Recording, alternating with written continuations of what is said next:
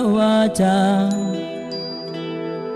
नष्टो मोहः स्मृतिर्लब्ध्वा त्वत्प्रसादान् मयाच्युता स्थितोऽस्मि गतसन्देहः करिष्ये वचनं तव। অর্জুন বললেন, হে অচ্যুত, তোমার কৃপায় আমার মোহ দূর হয়েছে এবং আমি স্মৃতি লাভ করেছি। আমার সমস্ত সন্দেহ দূর হয়েছে এবং যথা জ্ঞানে অবস্থিত হয়েছি। এখন আমি তোমার আদেশ পালন করব। তাৎপর্য: অর্জুনের আদর্শ স্বরূপ সমস্ত জীবেরই স্বরূপগত অবস্থায় পরমেশ্বর ভগবানের নির্দেশ অনুসারে কর্ম করা উচিত। আত্মসংযম করা তাদের ধর্ম। শ্রী চৈতন্য মহাপ্রভু বলেছেন যে জীবের স্বরূপ হচ্ছে ভগবানের নিত্য দাস। সেই কথা ভুলে জীব জড় প্রকৃতির বন্ধনে আবদ্ধ হয়ে পড়ে, কিন্তু পরমেশ্বরের সেবা করার ফলে সে মুক্ত ভগবত দাসে পরিণত হয়। দাসত্ব করাটাই হচ্ছে জীবের স্বাভাবিক ধর্ম। হয় সে মায়ার দাসত্ব করে, নয় পরমেশ্বর ভগবানের দাসত্ব করে। সে যখন পরমেশ্বরের দাসত্ব করে তখন সে তার স্বরূপে অধিষ্ঠিত থাকে, কিন্তু সে যখন বহিরঙ্গা মায়াশক্তির দাসত্ব বরণ করে তখন সে অবশ্যই বদ্ধ অবস্থা প্রাপ্ত হয়। মোহাচ্ছন্ন হয়ে জীব জড়জগতের দাসত্ব করে, সে তখন কামনা বাসনার দ্বারা আবদ্ধ হয়ে পড়ে, তবু সে নিজেকে সমস্ত জগতের মালিক বলে মনে করে। একেই বলা হয় মায়া। মানুষ যখন মুক্ত হয় তখন তার মোহ কেটে যায় এবং সে স্বেচ্ছায় পরমেশ্বর ভগবানের শরণাগত হয়ে তার ইচ্ছা অনুসারে কর্ম করে। চরম মোহ অর্থাৎ জীবকে ধরে রাখবার জন্য মায়ার চরম ফাঁদ হচ্ছে নিজেকে ভগবান বলে মনে করা। জীব মনে করে যে সে আর বদ্ধ আত্মা নয়, সে ভগবান। সে এতই মূঢ় যে সে ভেবে দেখে না যে যদি সে ভগবান হতো তাহলে তার মনে এই সংশয় কেন, সেই কথা সে ভেবে দেখে না।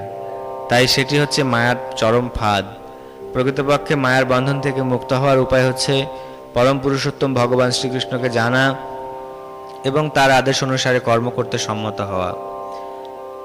এই শ্লোকে মোহর কথাটি অত্যন্ত তাৎপর্যপূর্ণ। যা জ্ঞানের বিরোধী তাকে বলা হয় মোহ।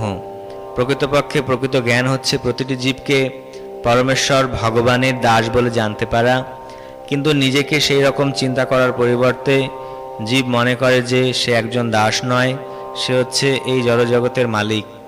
কেননা সে জড়জগতের উপর আধিপত্য করতে চায়, সেটি হচ্ছে তার মোহ।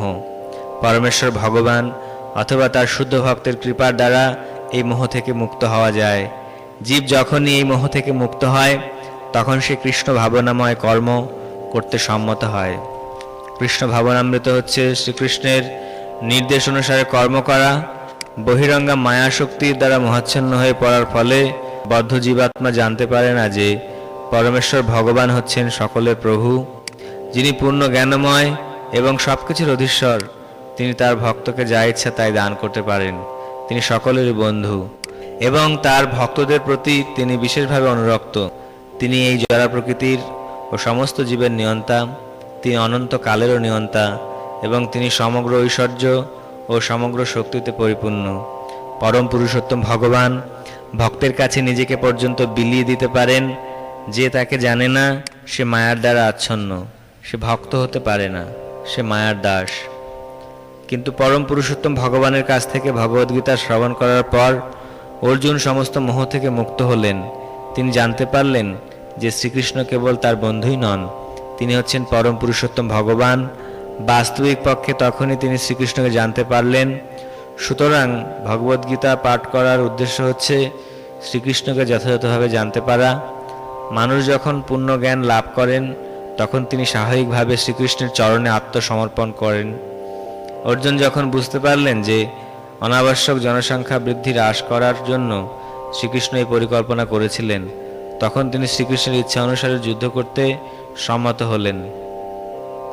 তিনি আবার তার অস্ত্র ধনুর্বাণ তুলে নিলেন পরম পুরুষোত্তম ভগবানের নির্দেশ অনুসারে যুদ্ধ করবার জন্য। সঞ্জয়